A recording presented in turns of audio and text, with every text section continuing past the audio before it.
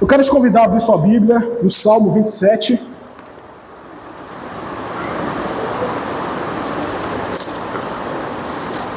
Os irmãos podem ver que eu estou rouco porque eu descumpri uma regra que todo professor de canto ensina pra gente.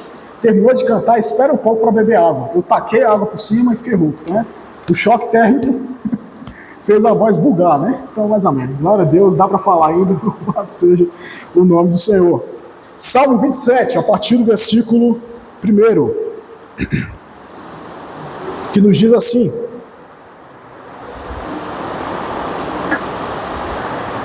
O Senhor é a minha luz e a minha salvação. De quem terei medo? O Senhor é a fortaleza da minha vida, a quem temerei? Quando malfeitores me sobrevêm para me destruir, meus opressores inimigos, eles é que tropeçam e caem. Ainda que um exército se acampe contra mim, não se atemorizará o meu coração. E se estourar contra mim a guerra, ainda assim terei confiança. Uma coisa peço ao Senhor e a buscarei, que eu possa morar na casa do Senhor todos os dias da minha vida, para contemplar a beleza do Senhor e meditar no seu templo. Pois no dia da adversidade, Ele me ocultará no seu pavilhão. No recôndito do seu tabernáculo me acolherá. Elevar-me-á sobre uma rocha. Agora será exaltada a minha cabeça, acima dos inimigos que me cercam.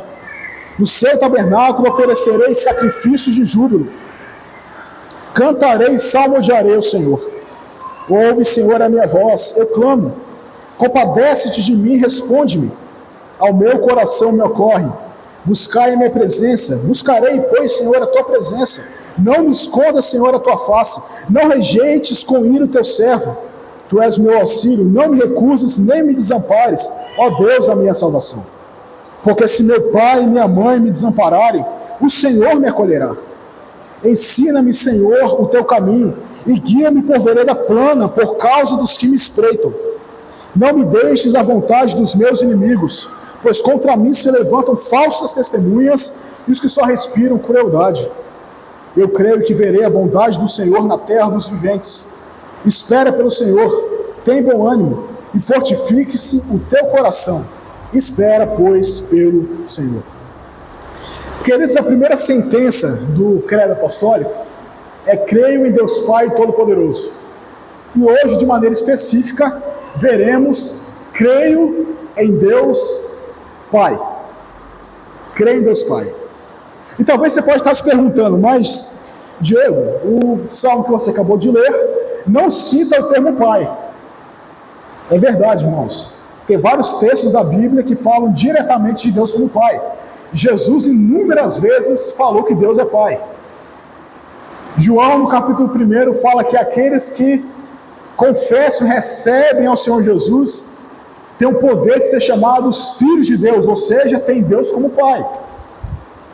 Lá em Romanos capítulo 8, versículo 15, nos é dito ainda que nós não recebemos o espírito de escravidão para andarmos outra vez atemorizados, mas recebemos o espírito que clama: Abba, Pai. Ou seja, não temos dúvidas nenhuma que a Escritura trata a Deus como Pai. Mas o motivo da escolha aqui do Salmo 27 é que, por mais que o Salmo não apresente o nome Pai de maneira tão clara, apresenta atributos do Pai, apresenta ações do Pai, apresenta o modo do Pai ou formas do Pai agir em favor do seu povo, em favor da igreja. Então, se a gente observar esse texto, nós vemos claras implicações práticas na nossa vida, que se Deus for o nosso Pai, nós teremos. Se Deus for o nosso Pai, a gente vai desfrutar disso. Eu quero chamar a atenção dos irmãos, mais uma vez, para o versículo 1 até o versículo de número 3. Eu vou pedir para algum irmão ler, para me ajudar aqui. Versículo 1 até o versículo 3. Algum irmão ler com a voz bem potente aí. Salmo 27, do 1 ao 3, irmãos. O Senhor é a minha luz e a minha salvação. De quem temerei? O Senhor é a fortaleza da minha vida. A quem temerei? Quando malfeitores se acham para me destruir, meus opressores inimigos, eles que tropeçam no prato. Ainda que o exército se acampe contra mim, não me atemorizará o meu coração. E se explorar contra a minha guerra, ainda assim terei confiança. Ótimo. Então, irmãos, se Deus é o nosso Pai, em primeiro lugar, não temos o que temer. Eu sei, irmãos, o medo é uma questão humana, certo? Mas sabe por que a gente tem medo de algumas coisas? Eu não estou dizendo aquele medo que é seguro. Por exemplo, se você estiver num local muito alto, com uma faixa de terra dessa espessura aqui, você não vai ficar andando a 300 metros de altura tranquilamente ali. Só se você tiver for muito corajoso, ou se você realmente for daquelas pessoas que ficam pulando de lugar, prédio em prédio, que é esse cara meio maluco da internet, né? Todo mundo que é alguém normal, digamos assim, a 300 metros de altura, quer estar num local bem firme, não num local perigoso. Então tem uma medida do medo que é para nossa segurança. Agora, tem um medo, irmãos, que é fruto muitas vezes da nossa ansiedade, que é o medo de coisas que nem vão acontecer. É medo de situações que nunca vão se tornar reais. Alistair Berger, um pastor americano, citou uma vez na pesquisa, uma pesquisa que ele fez, ou que ele citou, melhor dizendo, que cerca de 18% dos jovens hoje sofrem de medo sem motivo nenhum. Medo. O cara, o menino e a menina estão com medo. Do quê? Não sei, estou com medo. Fruto da ansiedade ou de expectativas que nunca vão acontecer, nunca vão se concretizar. Irmãos, mas este medo, sem ser o medo para a segurança, o medo que é fruto de uma ansiedade, é o medo pecaminoso. Não é o medo que nos preserva, mas é o medo que nos leva a pecar, a desconfiar de um pai que provê e de um pai que cuida. O texto nos mostra aqui que o Senhor é minha luz e a minha salvação, de quem terei medo? Mesmo que os malfeitores venham contra mim, eu não vou temer, porque Deus está comigo. Irmãos, quando Deus é o nosso Pai, nós estamos seguros. E eu não falo seguro, quer dizer que a gente não vai ser assaltado, não vai acontecer algum problema, mas nós temos uma segurança eterna que nos agarra e que inunda o nosso coração, que, irmãos, nada nem ninguém nesse mundo pode dar para a gente. Quando estamos com Deus e Deus é o nosso Pai, nós não temos o que temer, estamos seguros. Tipo quando a gente é criança, queridos, e que a gente está em alguma situação e a gente vai e corre para perto de algum adulto. Para vocês que têm pai, né? Corre para o pai, correr para o pai, atrás de segurança. Irmãos, Deus é a nossa segurança. Se nós cremos que Deus é o nosso Pai, nós precisamos crer que Ele cuida de nós em toda e qualquer situação, até mesmo naquelas situações que aparentam perigo para a gente. Deus tem cuidado de nós. Deus tem preservado e guardado as nossas vidas.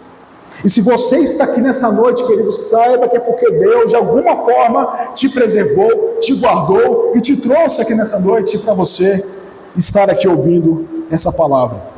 Então, em primeiro lugar, queridos, se Deus é o nosso Pai, nós não temos o que temer.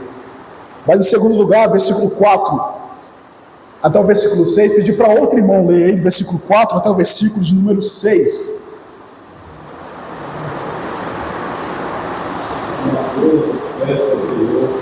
Buscarei, eu posso morar na casa de Deus, para encontrar o Deus do Senhor, e para o dia da adversidade, encontrará a sua visão, e o seu tabernáculo será o seu armário, o seu forte.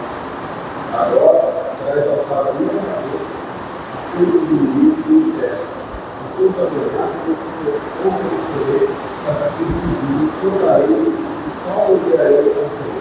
então, irmãos, se Deus é nosso Pai, desejamos a sua presença. Uma coisa peço ao Senhor e a buscarei, que eu possa morar na casa do Senhor todos os dias da minha vida.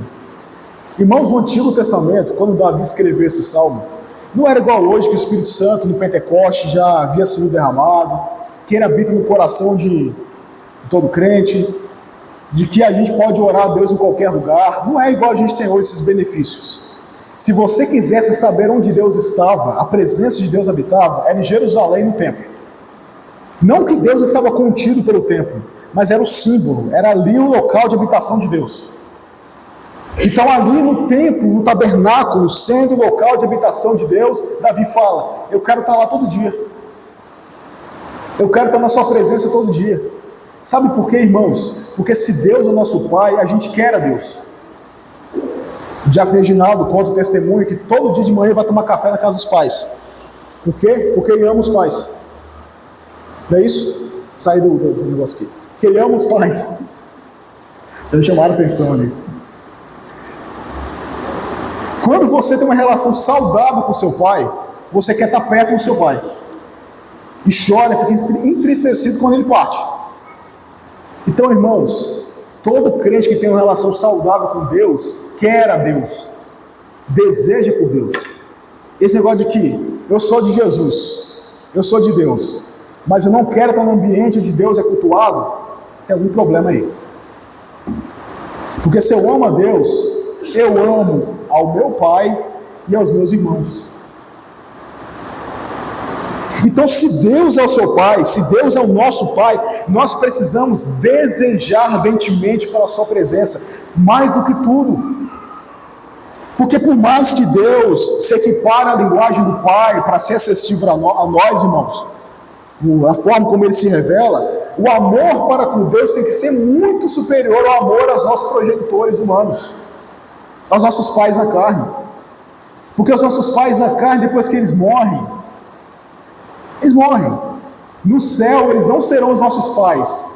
Se eles são crentes, eles serão nossos irmãos. Mas Deus é o nosso Pai aqui para a eternidade. Deus é o nosso Pai, nós temos um Pai e precisamos desejar pela presença do nosso Pai, querer estar diante do nosso Pai, querer prosear com o nosso Pai pela oração, querer ouvir os conselhos e a voz do nosso Pai através da palavra. Irmão, se isso não está acontecendo na sua vida, você precisa reatar ou consertar o seu relacionamento com o Pai, ou tê-lo realmente como Pai. Então, a segunda implicação: se Deus é o nosso Pai, desejamos a sua presença.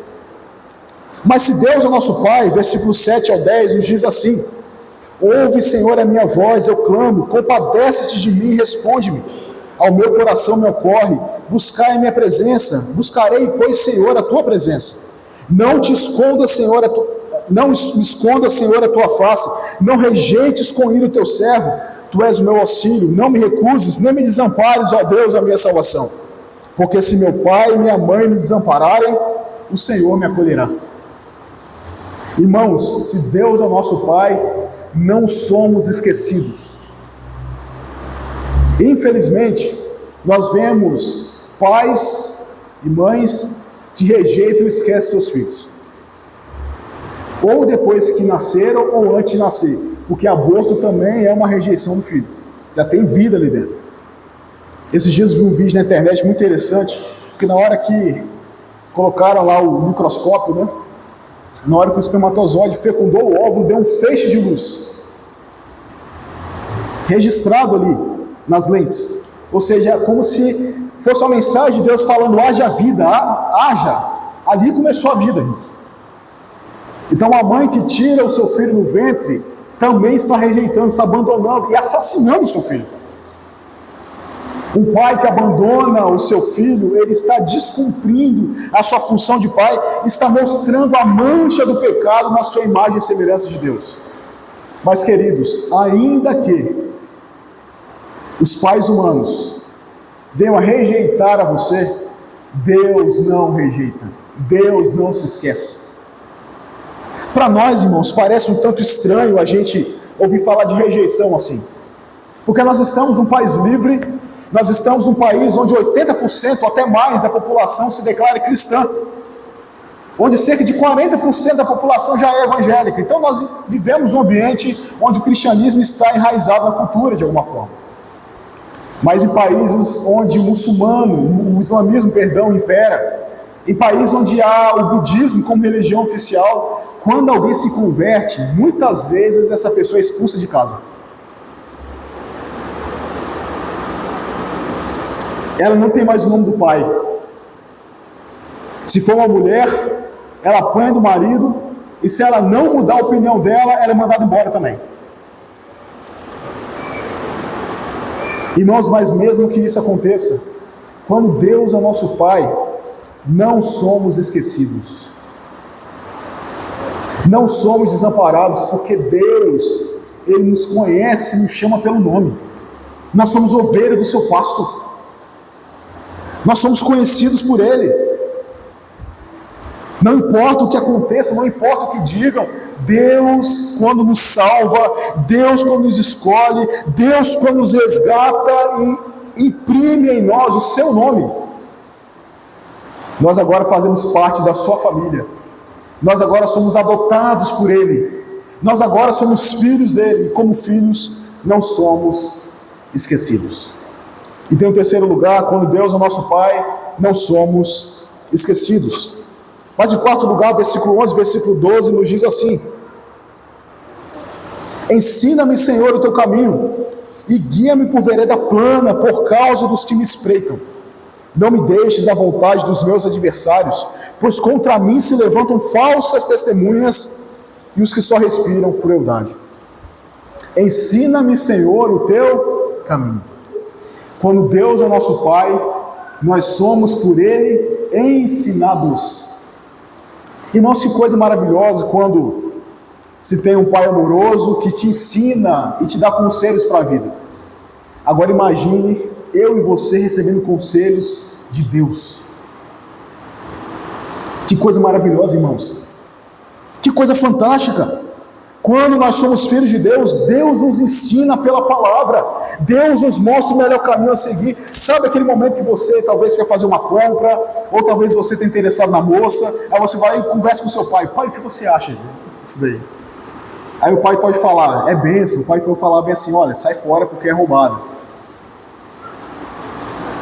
Irmãos, quando Deus é o nosso Pai, Ele nos ensina, Ele nos aconselha, e o conselho dele é perfeito, porque os nossos pais humanos podem nos dar conselhos errados, porque eles são pecadores, mas Deus nunca falha. O conselho de Deus nunca é um conselho que vai te levar para a perdição, nunca é um conselho que vai destruir a sua vida. Um conselho de Deus vai te fazer andar por caminhos planos, caminhos retos, por caminhos que te levem à redenção, a exaltação final. Quando Deus é nosso Pai, nós somos por Ele ensinados. E quantos queridos que não estão nesse mundo sem o conselho do Senhor, que estão patinando na vida, que estão sem direção, que estão sem rumo, que estão confiando no seu próprio conselho, na sua própria vontade, e por causa disso não conseguem andar bem nunca. Mas quando Deus, irmãos, é o nosso Pai, Ele nos guia ao caminho da real felicidade. Esses dias a gente estava no culto doméstico lá em casa, conversando um pouquinho, e relembrando as bênçãos de Deus, irmãos. Relembrando as bênçãos de Deus. Como todo brasileiro comum, e como 99% dos irmãos aqui, passamos por apertos no dia a dia. Normal. Mas eu fiquei lembrando da maneira como Deus cuidou de cada detalhe, da forma como Deus arquitetou todo o ambiente para que quando a dificuldade viesse, tivéssemos a provisão e o cuidado necessários de Deus para lidar com aquilo. Que maravilha, irmãos, que maravilha. Mas quantos que não estão aí sem esperança, quantos que não estão aí sem ser ensinados pelo Senhor? Deus é aquele que nos provê tudo o que necessitamos, e o bom conselho de Deus é uma das coisas que Ele, como Pai, provê para nós. Deus é o nosso provedor, irmãos. No que diz respeito à questão financeira, no que diz respeito à alegria do coração, no que diz respeito ao bom conselho, Ele, no momento certo, nos dá aquilo que nós necessitamos, aquilo que nós precisamos. Se no momento Ele está em silêncio, saiba que se você é filho de Deus, Ele vai te responder. É só uma prova, é só um momento, mas Ele vai falar ao seu coração, a provisão do seu conselho virá. Como bom jovem de 30 anos, eu chegava da escola e à tarde assistia Todo Mundo Odeia o Chris, né? Pobre, não tinha TV a cabo, tinha que assistir Chris, né? Tinha jeito. E em cada episódio tinha uma cena lá que estava a família inteira simulando, né, que estava com frio, tremendo. De repente o Julius abre a porta e fala: eu consegui o dinheiro. E todo mundo, ah! Irmãos, pode parecer demorado, mas Deus vai trazer a provisão, o conselho que você está precisando, para talvez você tomar essa decisão aí. Deus é aquele que, como Pai, cuida de nós e nos ensina o que nós necessitamos. Mas por último, irmãos, versículo 13 e 14, fala: eu creio que verei a bondade na terra dos viventes. Espera pelo Senhor, tem bom ânimo e fortifique-se o teu coração. Espera, pois, pelo Senhor. É interessante que o último ponto da mensagem começa com eu creio. Ou seja, nós precisamos crer na provisão e no cuidado de Deus. Mas uma coisa que o texto traz para nós aqui, esses dois últimos versículos, fala que o salmista crê que vai ver a bondade de Deus na terra dos viventes. Fala de esperar no Senhor. Fala de ter bom ânimo. Ou seja, irmãos, o salmista traz para nós a esperança. Quem tem Deus como Pai é alguém que tem esperança. Irmãos, Jesus fala: não se turbe em vosso coração. Crede em Deus, crede também em mim. Na casa do meu Pai há muitas moradas. Se não fosse assim, eu não teria dito, pois vou preparar-vos lugar, para que onde eu esteja, estejais vós também. Nós temos esperança, a esperança final, irmãos. Para os homens, muitos deles, morreu, acabou. Para outros, ficam desesperados quando a morte bate na porta. Porque lá no fundo sabem que sem Cristo, sem Deus como Pai, a sua situação eterna será catastrófica, deplorável. Vai ser um choro e ranger de dentes eterno. Mas nós que temos Pai, temos Deus como Pai, adentraremos as mansões celestes, entraremos no nosso lar, uma vez já preparados por Cristo, estaremos para sempre com o nosso Pai, acessando o nosso Pai, desfrutando da bênção que é poder ser filho de Deus. Então, queridos, se você é filho de Deus, você não anda sem esperança, você tem esperança. Não é morrer, acabou. Não é e agora o que vai ser da minha vida. O que vai ser da sua vida é o que Deus já projetou. E o que Deus já projetou é sempre o melhor. E ainda que a sua vida seja uma vida de sofrimento, como foi a vida de muitos na história da igreja, no momento que você fechar os seus olhos aqui, você abrirá na eternidade. Não tem bênção melhor e maior do que essa, querido. Às vezes nós queremos também muita coisa boa aqui. E não tem problema querer coisa boa. Mas a promessa de Deus é de uma morada celeste. Como Paulo fala em 2 Coríntios, capítulo 5, versículo 1, se esse tabernáculo aqui se desfizer, temos um edifício nos céus, não feito por mãos humanas, mas feito por Deus.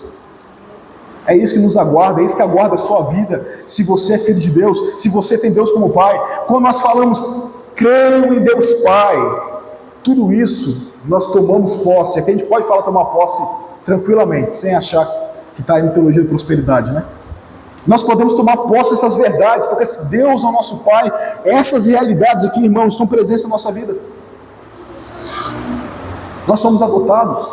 Eu estava conversando com a Dona Euridice no início do culto, peço licença ela falar, ela expressando as dificuldades que ela tem enfrentado, mas eu falei com ela: Dona Euridice, quando na ressurreição a gente vai ter um corpo novinho, zero bala, dor de coluna, igual tem, KDCL sabe o que tem, isso tudo, irmãos, não vai ter mais, porque isso é fruto do pecado.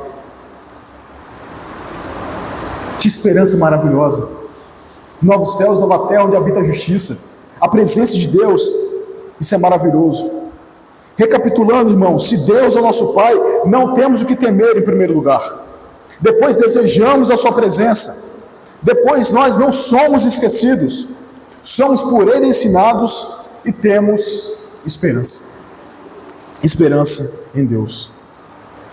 Para concluir, queridos, se você nessa noite é salvo em Cristo, Deus é seu pai.